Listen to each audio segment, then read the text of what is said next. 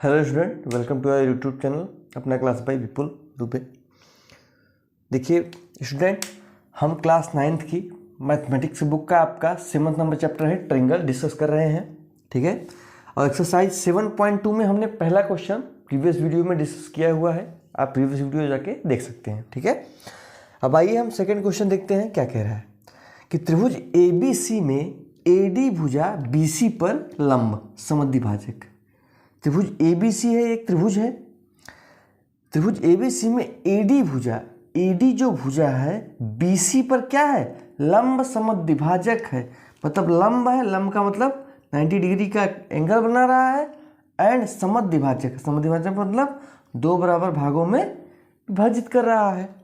दर्शाइए कि त्रिभुज ABC एक समद्विबाहु त्रिभुज है जिसमें AB बराबर AC, AB बराबर AC हमको क्या करना है, दर्शाना है। तो आइए देखते हैं। देखिए सबसे पहले हम क्या करेंगे कि हम दोनों त्रिभुजों को लेंगे।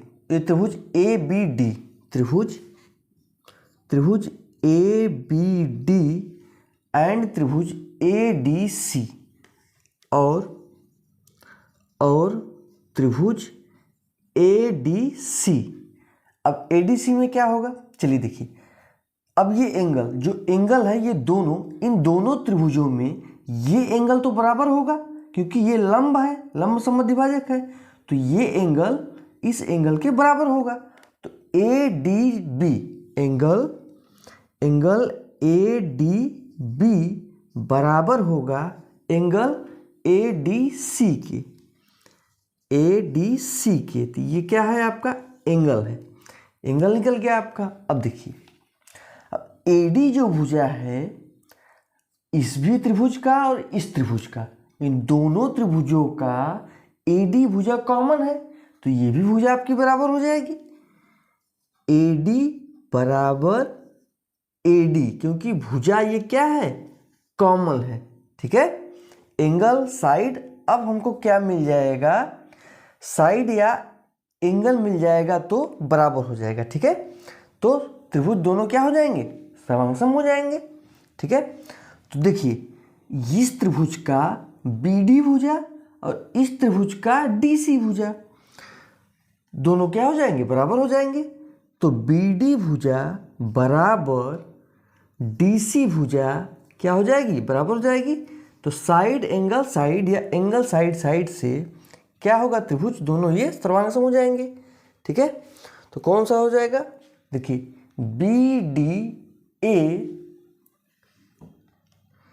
त्रिभुज BDA सर्वांगसम होगा त्रिभुज कौन सा, CDA। ओके, ये दोनों त्रिभुज सर्वांगसम होंगे। समझ में आया।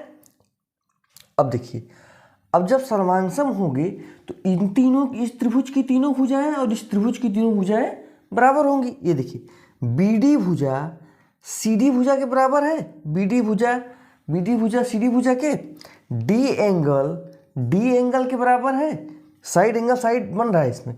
अब AD भुजा जो है, AD भुजा AD के बराबर है। अब ये वाला AC, तो इसमें हो जाएगा AC बराबर AB। ओके, अब बाहर AB बराबर AC। ओके, ये त्रिभुज में ये सर्वांगसम होगा तो AC भुजा AB भुजा के बराबर होगा। ठीक है, देखो आपको ये क्वेश्चन समझ में आया होगा। अब चलते हैं नेक्स्ट क्वेश्चन पे, क्वेश्चन नंबर 3 पे। आइए थर्ड क्वेश्चन देखते हैं। देखिए त्रिभुज ABC है, ABC एक समद्विबाहु त्रिभुज है। ABC क्या है, एक समद्विबाहु त्रिभुज। समद्विबाहु त्रिभुज मतलब दो भुजाएं जिसमें बराबर हो, उसको हम समद्विबाहु त्रिभुज कहते हैं। जिसमें बराबर भुजाओं AC और AB पर, AC और AB मतलब AC बराबर AB आपका दिया हुआ है, ये बराबर भुजाएं हैं। AC और AB पर क्रमशः शीर्ष लंब, ये क्या है, शीर्ष लंब BE और CF खींचे गए हैं। AB पर CF खींचा गया है शीर्ष लंब, और AC पर BE खींचा गया है ना, क्या कर रहा है, AC पर BE खींचा गया है और AB पर CF खींचा गया है, AB पर CF खींचा गया है। ठीक है, तो दर्शाना क्या है, दर्शाना क्या है कि शीर्ष लंब बराबर है EF, FC बराबर क्या होगा CF। हमको प्रूफ क्या करना है, FC बराबर CF दर्शाना है। ठीक है, दर्शाना है, दर्शाना है। तो आइए कैसे दर्शाएंगे, देखिए हम दो त्रिभुज लेंगे। कौन कौन सा त्रिभुज लेंगे, BAE त्रिभुज, त्रिभुज BAE और एंड त्रिभुज और कौन सा लेंगे CAF।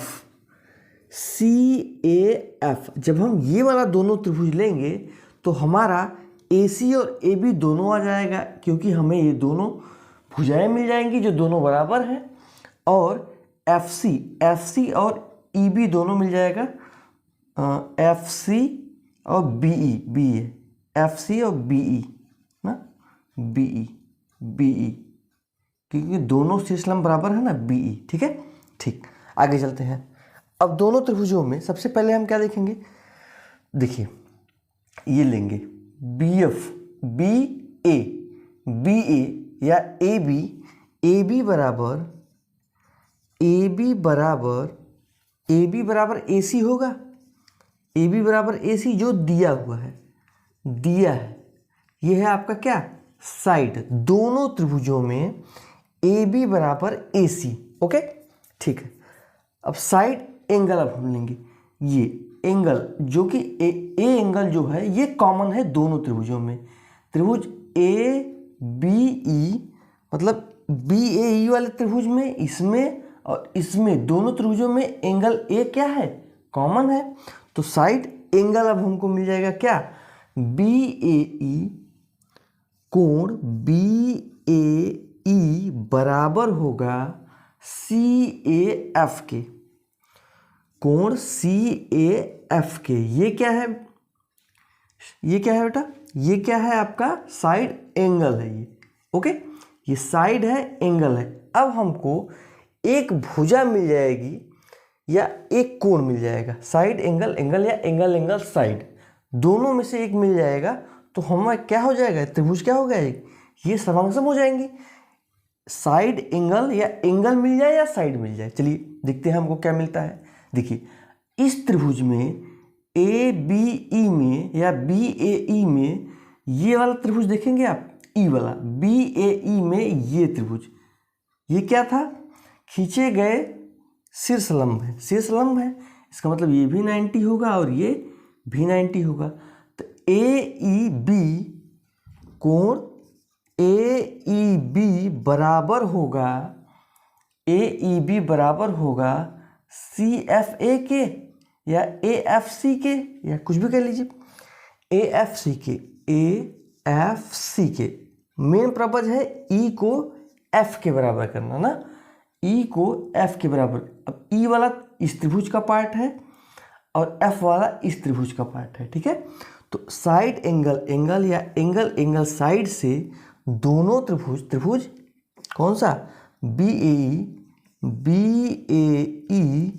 सर्वांगसम हो जाएगा त्रिभुज किसके, CAF के, CAF के। अब देखिए EF के बराबर हो गया, EF के बराबर, BA या AB CA के बराबर हो गया। ये ध्यान देना है पर्पज, ठीक है, ये ध्यान देना है कि हमारा इक्वल होना चाहिए। अब A एंगल जो कि कॉमन है, जो हमारा कॉमन है, ये वाला, ये कॉमन है,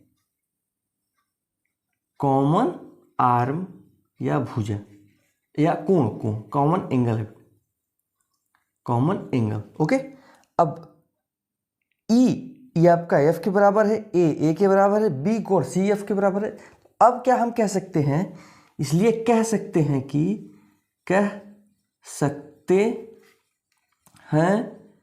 कि सर्वांगसम है, इसलिए CF भुजा बराबर होगी BE के,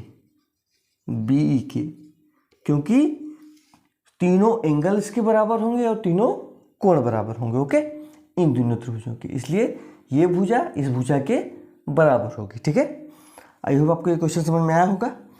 अब हम जो नेक्स्ट क्वेश्चन है एक्सरसाइज 7.2 का हम नेक्स्ट वीडियो में डिस्कस करेंगे। वीडियो आपको पसंद आया तो चैनल को लाइक, सब्सक्राइब और शेयर करना भूलें। Thank you.